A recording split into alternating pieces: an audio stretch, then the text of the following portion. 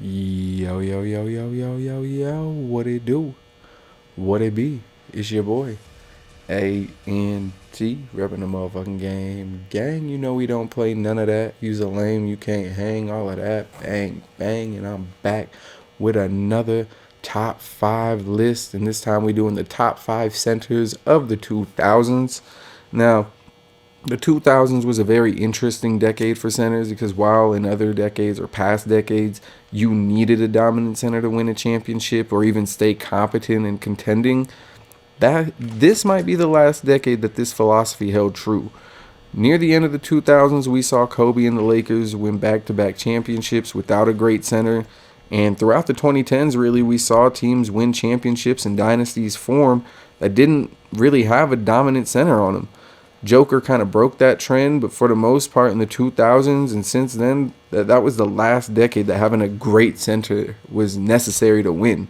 And I don't have any honorable mentions in this decade because outside of the top 5, there's a significant drop off in talent, and I'll get to more on that later. But at number 5, I have Amare Stoudemire, who I'm going to keep it a beanstalk with you, Jag. I don't think he's all that. I think he gets a lot of clout and a lot of praise because he got to play with a point god named Steve Nash in Phoenix that made him look great. But me, like, I'll always remember Amare Stoudemire as the guy who broke his hand in the middle of the playoff series when he had Melo and Tyson Chandler in New York. Tyson Chandler, I mean, he fooled the entire world into thinking that he was some elite rim protector or defender for a couple years. But spoiler alert, he not on this list or the last list. But Amare was putting up 20 points, 8 rebounds, or 8 plus really from 2006 to 2011.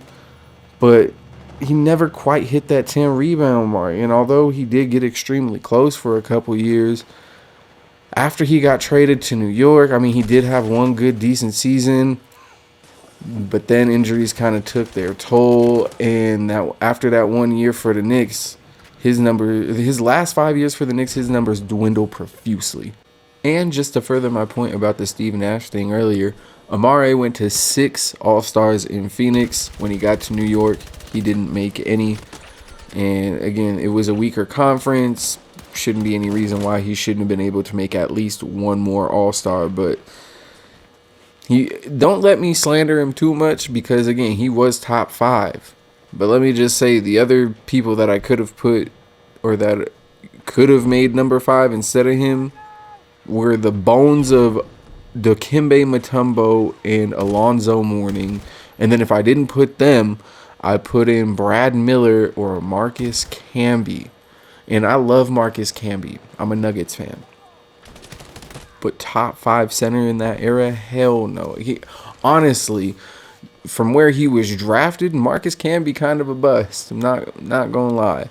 And then Brad Miller, undrafted, he had a decent career with the Kings, but he wasn't doing shit that Amare was doing with Phoenix and at any point in his career. So I mean, it's pretty much, by proxy or it's unanimous that Amare is 5 on this list. I think we can all agree on that. But at number 4, I got Ben Wallace. And yes, Ben Wallace was not the scorer that Amare was. And that's being nice because Ben Wallace never averaged 10 points in his career. But his defense is it's legendary status. I was alive when Ben Wallace and the Pistons put on one of the greatest defensive masterclasses I've seen to beat the Lakers and win that ring. They still the only team with no top 75 player of all time to win a ring. And Ben Wallace was a defensive anchor on that team in his own right. He went to 4 All-Stars compared to Amare's 6, but he won 4 Defensive Player of the Years in a 5-year span. He won 2 in a row, lost 1, and then won 2 more in a row in a 6-year span. That's really, Ben Wallace played 18 years, and the reason why he's above Amare is the first 6 years that he spent in Detroit.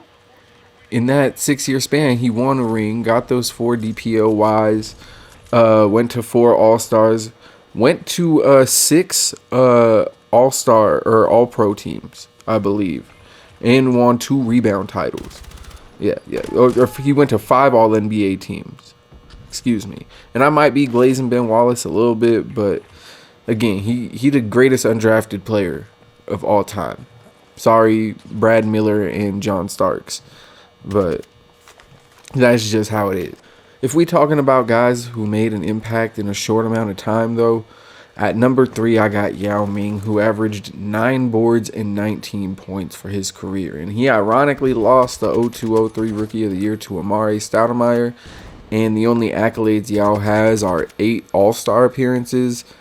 I mean, him and T-Mac are some of the greatest underachievers in league history, I'll say. I mean, Charles Barkley might be up there too, but I mean, yeah, Ben Wallace was a better defender than Yao, but Yao, despite not being as versatile as a defender as Ben Wallace, I don't think that Ben Wallace was that much better of a defender than Yao. And Yao was one of the few people that could actually guard a prime Shaq at this time. And he could score on him too. Like that. Got to count for a little something to me, but I mean, again, wasn't as versatile as Ben, but was just as good at defending his position. And he was a better scorer than Ben. He never won anything, unfortunately. He just never won. He had to run into Kobe and them. But number 2 on this list is Dwight Howard, who only played half the decade. In that 5 years, though, he led the league in rebounding 3 times and ended the decade as the 2-time Defensive Player of the Year. And he would win another one to start the 2010s. He made 5 All-NBA first teams in a row. And 4 all-defensive teams. He made the finals with the Magic. He didn't win at the end of the decade, but he won one with the Lakers in the next decade, we'll talk about. But he mirrored the man who is ironically number 1 on this list, coincidentally. Irony, coincidence, I don't know. It's one and the same sometimes. But in Dwight's first 8 years with the Magic, Dwight averaged 8 points and a whopping 13 rebounds, which is by far the best stat line on this list so far. Even though he really don't get the flowers like he deserves. Dwight Howard is by far the second best center in the 2000s, and the only man better than him is the man that I alluded to earlier. Yes, number 1 on this list is none other than Shaquille O'Neal. Shaq is the greatest center of the 2000s. No question. In 2000s, Shaq averaged 23.7 points and 11.5 rebounds. He won an MVP in 99, which was a little bit before the decade, and then he was top 5 in MVP votes 4 out of 5 years after that.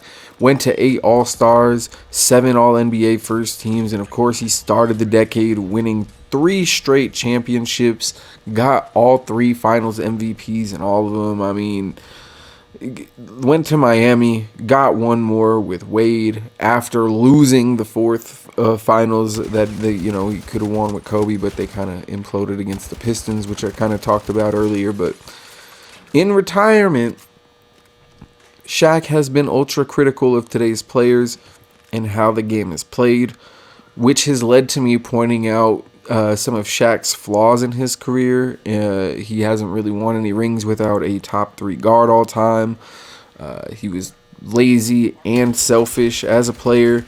And despite all of those nitpicks that I have, Shaq's greatness is undisputable. Like, he is the greatest center of the 2000s. I mean, he was top 2 in the 90s. Cementing his legacy as one of the best centers of all time. Where does he rank all time? I got one more decade. I'm going to do the 2010s, which I'm kind of struggling with. I'm not going to cap. After the 2010s list, I will be doing my top 10 greatest centers of all time list. So if you want to stay tuned for that, you could subscribe and hit the notification bell so you can stay tuned on all the hot content I got dropping soon. I'm going to go ahead and have to take a look at my notes to see what topics I'm gonna be writing soon, because I'm gonna be real. I have just been adjusting to this new schedule. So I'm sorry if I have not been consistent on this channel or my other Game Gang live channel. If you don't follow me there, you can follow me on there too. I'm a little bit more consistent. But yeah, you can follow me there. Game Gang Live, GameGanglive. Yes, sir. I hope y'all enjoyed this list. I did a lot of research on all these lists. It's been a really fun putting these together, looking up all these stats and accolades and watching some of these old school games and highlights. But y'all, let me know in the comments if y'all have any disagreements, or maybe, if I misplay some people. I'm always glad to, have a little fun of basketball or sports debate, as always. But yeah, y'all be safe. Don't get smoked. It's been your boy, ANT. I've been playing a lot of Battlefield 6 and Baldur's Gate 3 lately. Rhyming accidentally. You feel me? So, yeah, I've been on those, and I'm going to try get back on some Star Wars and pick up another old school game to live stream back on Game Gang Live. Yeah, so yeah, I'm just kind of filibustering, gerrymandering this last few minutes of this video. But yeah, I've been having a lot of fun with Battlefield 6 and Baldur's Gate 3. But I mean, I've been streaming some Battlefield, but Baldur's Gate, I just been taking my time, having some fun with it. It's truly masterpiece of a game. But yeah, y'all stay tuned. Like I said, hope y'all enjoyed this list and the lists and other content that I got coming real soon to y'all. I hope y'all enjoy this gameplay. It is tough getting good gameplays out here in Battlefield. A bunch of tryhard, a bunch of sweats already. All the COD guys coming over here, ruining our good game. No, I'm just playing. I'm happy that Battlefield 6 is getting recognized above COD. They need some competition in the market. You need some competition, and Battlefield 6 is providing that. So glad to see it. Yeah, I'm gonna go ahead and get out of here. Again, been the last couple minutes of this video, but I'll let y'all enjoy it though. It's a really good game. Sound is crazy. The sound effects, shooting, and all that. This game is lit. I'm out for real. Peace.